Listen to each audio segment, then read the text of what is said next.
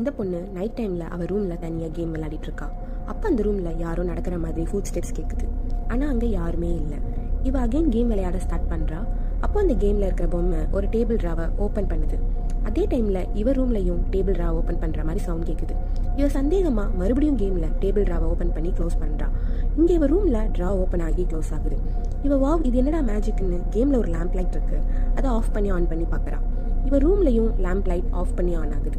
அப்பதான் இவளுக்கு புரியுது கேம்ல நடக்கிறதெல்லாம் ரியலாவே நம்ம ரூம்லயும் நடக்குதுன்னு. அப்போ அந்த கேம்ல ரூம்க்கு வெளியில யாரோ நிக்கிறாங்க. இவளும் இங்க ரூமுக்கு வெளியில பயத்தோட பாக்குறா. அங்க யாரோ நிக்கிற மாதிரி இருக்கு. ஸோ இவ பயந்து கேம் வழியாவே லைட் ஆன் பண்ணிட்டு போய் பெட்ல படுத்துக்கிறான். அப்போ திடீர்னு இவ ரூம்ல இருக்கிற லைட் தானாவே ஆஃப் ஆகுது. இவ எழுந்து ஆன் பண்ணிட்டு சுத்தி பாக்குறா. அப்ப அந்த கேம் கன்சோல்ல ஒரு நோட்டிபிகேஷன் வருது. இவ என்னன்னு ஓபன் பண்ணி பார்த்தா அதுல என்ன வெளியில விடுவியா எஸ் ஆர் நோன்னு ஒரு கொஸ்டின்ஸ் வருது. இவன் நோன் கொடுத்துட்றா.